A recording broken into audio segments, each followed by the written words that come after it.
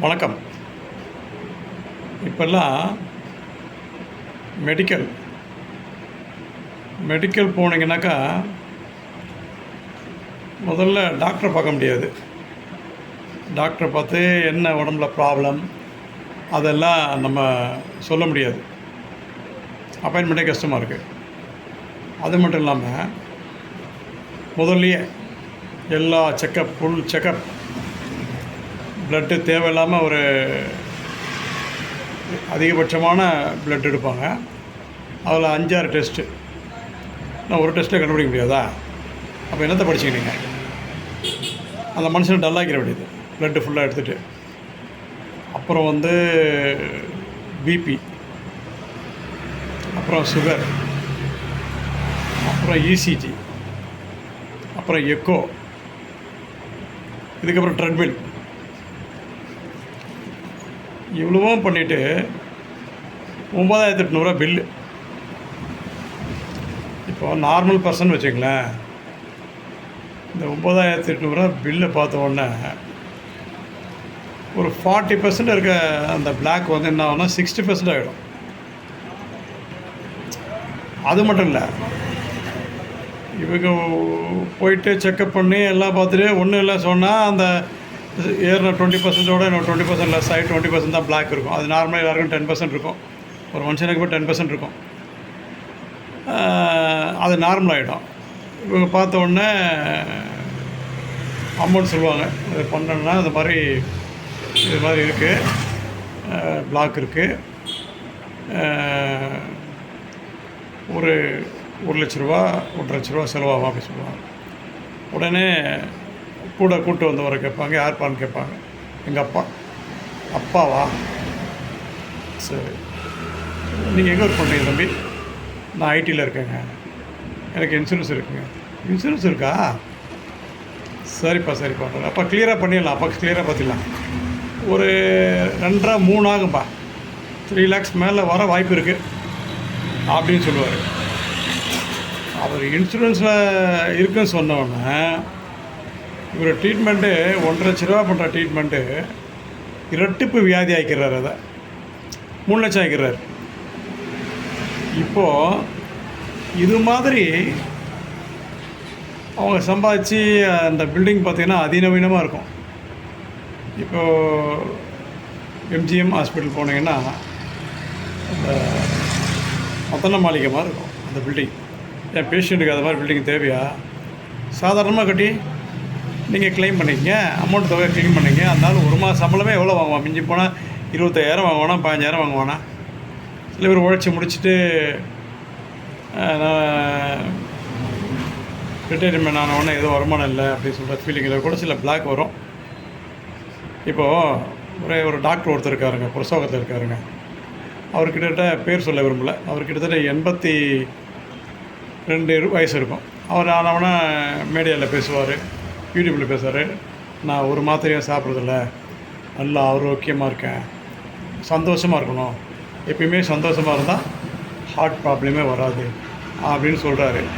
அவர் 82 வயசில் ஒரு நாளைக்கு 50,000 1 லட்ச ரூபா சம்பாதிக்கிறாரு. அவர் ரிட்டைர்மெண்ட் கிடையாது. ரிட்டைர்மெண்ட் இல்லாத பர்சன் டெய்லி காசை கையில் பார்க்குறாரு. அப்படிங்கும்போது இந்த பாருங்கள், இந்த பதவியில் இருக்கவங்க பாருங்கள், ஒரு பதவியில் இருக்காங்க, மறுபடியும் எதுக்கு பதவிக்கு ஆசைப்படுறாங்கன்னா அவங்க ஆயுள் நீடிக்குது. அந்த பதவியில் இருக்கும்போது அவங்க ஆயுள் நீடிக்குது, செல்வாக்கு பெருக்குது, காசு நிறைய இருக்குது. அப்படி இருக்கும்போது அவங்களுக்கு அந்த வாழணும்னு ஒரு தெம்பு இருக்குது, அந்த நம்பிக்கை. அந்த உடலை பற்றி உடல்நல கம்மியாக இருக்குன்னு சொல்லிட்டு அவங்க ஃபீல் பண்ண மாட்டாங்க. அதனால் வெகு நாள் வாழ்கிறாங்க. ஸோ இவர் ஒரு நாளைக்கு ஒரு பேஷண்ட்டுக்கிட்ட 2,000 க்ளைம் பண்ணுறாரு. அப்படின்னா ஒரு 50 பேஷண்ட் வந்தால் 1 லட்சம் ஆச்சு, இல்லை 25 பேஷண்ட் வந்தால் 50,000 ஆச்சு. அவர் ஆரோக்கியமாக தான் இருப்பார். அவருக்கு என்ன டெஃபிட் இருக்க போகுது? இந்த வயசில் இவ்வளோ சம்பாதிக்கிறாங்க. அவன் ரிட்டையர் ஆகிட்டு போகிற செக்யூரிட்டி வேலைக்கு போகிறான், பசங்கக்கிட்ட உட்காந்து சாப்பிட்டுருக்காங்க, இன்கம் இல்லாமல் இருக்காங்க. அப்படிங்கும்போது அவங்க பழசெல்லாம் நினச்சி பார்க்கும்போது இன்றைக்கி நமக்கு இன்கம் இல்லையே அப்படின்றதுலே உடல் நலம் பலவீனமாகிடும். அதை இந்த டாக்டர்ஸ்லாம் நல்லா பயன்படுத்திக்கிட்டு, ஆனால் இந்த டாக்டர்ஸ்லாம் என்னமோ வீட்டில் ஃபேமிலியில் பேர பேத்திகளோடையோ இந்த பசங்கிட்டையோ பேசி சந்தோஷமாக இருப்பாரான்னா இருக்க வாய்ப்பு கிடையாது. எங்கள் மோட்டிவ் ஃபுல்லாக பணம் தான்.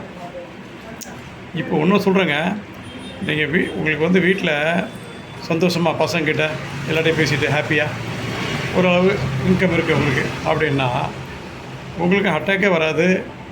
அட்டாக் வந்தால் கூட வந்தது தெரியாமல் போயிடும். அது பிளாக் ஆட்டோமேட்டிக்காக ரிலீஃப் ஆகிடும்.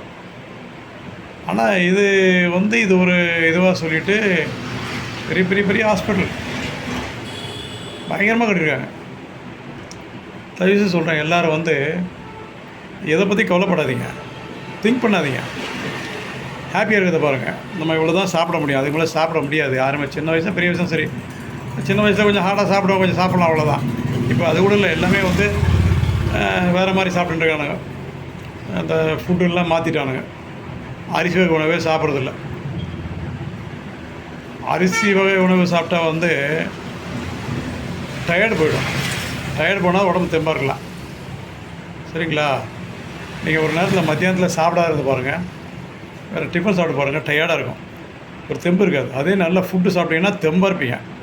அரிசியான உணவு சாப்பிட்டீங்கன்னா நல்லா இருக்கலாம். இது யாருக்கும் தெரிய மாட்டேங்குதுங்க.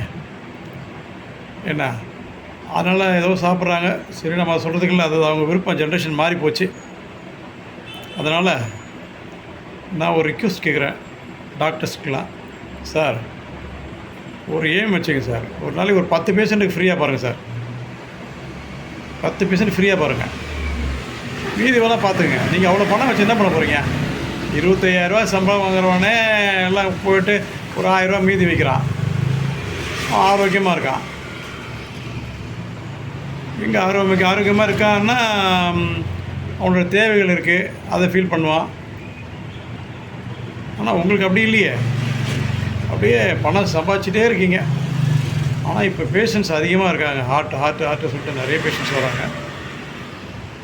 அது கொஞ்சம் மக்களாக அது தெளிவுபடுத்திக்கணும். நமக்கு ஒன்றும் இல்லை, நம்ம ஹெல்த்து நல்லா இருக்குது, ஒன்றும் இல்லை சொல்லிட்டிங்கன்னா ஒன்றுமே கிடையாது. ஒரு செக்கப் போனீங்கன்னா அவ்வளோதான், 10,000 பிடிக்கிடுவான். அதனால் அத்தனை பேரும் உடம்பை நல்லா பார்த்துங்க, ஹாப்பியாக இருங்க, ஒருத்தரோடு நல்லா பேசிக்கங்க. சில பேர் அப்படியே பந்தாவாக போவாங்க, நல்லா பந்தாவாக போவாங்க, பேச மாட்டான், ஒண்ண மாட்டான். அது நிரந்தர வாழ்க்கை கிடையாது. எப்போனா அவங்களுக்குலாம் பிளாக் வரலாம். இந்த ஆணவமாக இந்த அதிகார துணையில் இருக்காங்க இல்லைங்களா, அவங்க டக்குன்னு இறங்குனாங்கனாக்கா வச்சுங்களேன் அட்டாக் வரும். எப்பயுமே அந்த தோரணையில் இருந்துட்டு டவுனில் வரும்போது எப்பயும் சோசியலாக இருங்க, எல்லாட்டையும் பேசுங்க, சோசியலாக இருங்க, ஜாலியாக இருங்க, என்ஜாய் பண்ணுங்கள், பேசுங்க. ஒரு நாள் வரவு இருந்தால் ஒரு நாள் வரவில்லாத இருக்கலாம். என்ன அதை பற்றி நீங்கள் ஃபீல் பண்ணாதீங்க. திருத்தலங்களுக்கெல்லாம் போங்க, கோவிலுக்கு போங்க, கோவில் போய்ட்டு அங்கே போய் ப்ரே பண்ணுங்கள். ஒரு 10 நிமிஷம் கோவிலில் உட்காந்து அப்படியே தியானம் பண்ணுங்கள். தியானம் பண்ணிங்கன்னா நீங்கள் ரிலீஃப் ஆகிடலாம். இந்த பிளாக் இருந்தால் கூட ரிலீஃப் ஆகிடும். ஏன்னா தியானம் பண்ணும்போது நீங்கள் உட்காந்து தியானம் பண்ணும்போது ஒரு இறைவனோட இரண்டர் கலக்கும்போது ஹார்ட் ஃப்ரீ ஆகிடுது, மனசு ஃப்ரீ ஆகிடுது. இது ஒரு ட்ரீட்மெண்ட்டாக வச்சுக்கங்களேன். சரிங்க, நன்றி.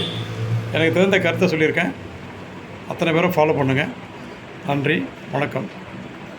மக்கள் வளம் யூடியூப் சேனல் சார்பாக சி வேலு. நன்றி, வணக்கம்.